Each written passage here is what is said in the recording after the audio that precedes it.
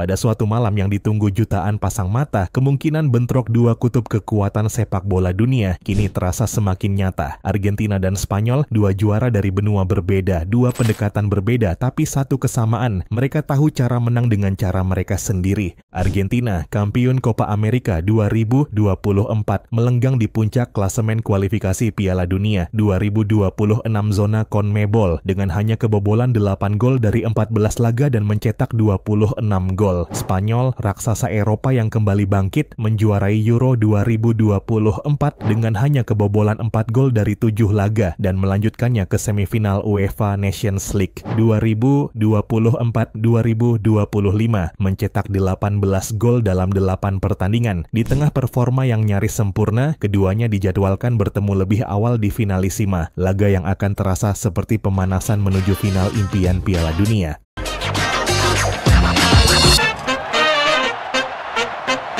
Halo dan selamat datang kembali di Papa Bola. Argentina dan Spanyol adalah dua tim paling on fire di dunia sepak bola saat ini. Dalam 15 pertandingan terakhir mereka, keduanya mencatat rekor yang luar biasa. Spanyol tak terkalahkan dengan 13 kemenangan, termasuk 2 diantaranya lewat adu penalti dan 2 hasil imbang. Mereka mencetak total 33 gol dan hanya kebobolan 14. Sementara itu Argentina juga tampil sangat impresif dengan 12 kemenangan, 1 hasil imbang dan hanya 2 kali kalah. Tim Tanggo sukses membukukan 31 gol dan kebobolan hanya 7 kali. Statistik ini tidak hanya menunjukkan stabilitas performa, tetapi juga mentalitas pemenang yang kuat dari kedua tim. Mereka tak hanya unggul di atas kertas, tetapi juga sanggup menang dalam berbagai situasi, baik melalui penguasaan bola seperti Spanyol maupun efisiensi dan kedisiplinan seperti Argentina. Kedua tim memang memiliki identitas permainan yang sangat berbeda, dan disinilah keunikan sekaligus kekuatan masing-masing mulai terlihat jelas. Spanyol datang dengan filosofi sepak bola yang telah menjadi DNA mereka. Dominasi bola dan efisiensi ruang. Dalam 2 turnamen besar, mereka mencatat rata-rata penguasaan bola 58%, akurasi operan 89%, dan hanya kebobolan 13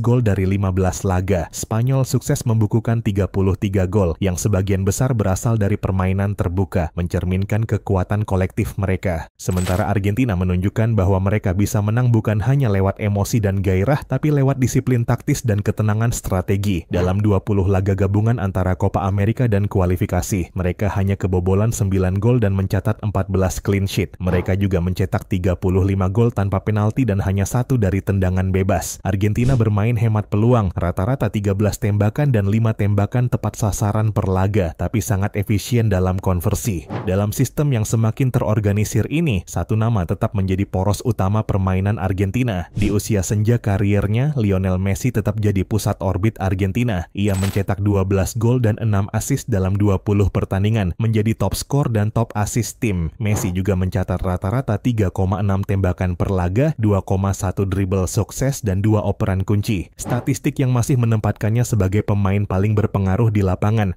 Namun Argentina bukan lagi Messi sentris. Enzo Fernandez berperan dalam distribusi bola, 3 assist, 89% akurasi operan, dan bertahan 2,4 tackle per laga. Rodrigo De Paul memimpin penciptaan peluang besar, total 10 dari 2 turnamen, serta menjadi penggerak transisi dengan 4,5 umpan panjang dan 1,6 operan kunci per laga. Di belakang, Otamendi dan Cristian Romero mencatat rata-rata tackle, hadangan, dan sapuan tertinggi. Jika Argentina memiliki Messi, maka Spanyol punya struktur dan kedalaman. Mereka mencetak 33 gol dari 15 laga dengan produktivitas yang merata. Alejandro Grimaldo adalah gelandang dengan kontribusi menyeluruh. Paling banyak operan kunci, 2,8 per laga, serta aktif bertahan, 1,8 tackle per laga. Lamine Yamal, pemain muda sensasional, memimpin dalam tembakan, 3,2 per laga, dribble sukses, 3, dan pencipta peluang besar, 6. Sementara Fabian Ruiz jadi penyambung lini dengan 92% akurasi operan dan 4 gol dari 2 turnamen. Mereka adalah mesin kolektif yang tidak perlu mega bintang untuk bersinar. Ketika Argentina dan Spanyol bertemu di finalisima yang dijadwalkan Maret tahun depan, itu bukan hanya tentang trofi tambahan atau laga antar juara benua. Itu adalah tes kekuatan sesungguhnya menuju Piala Dunia 2026.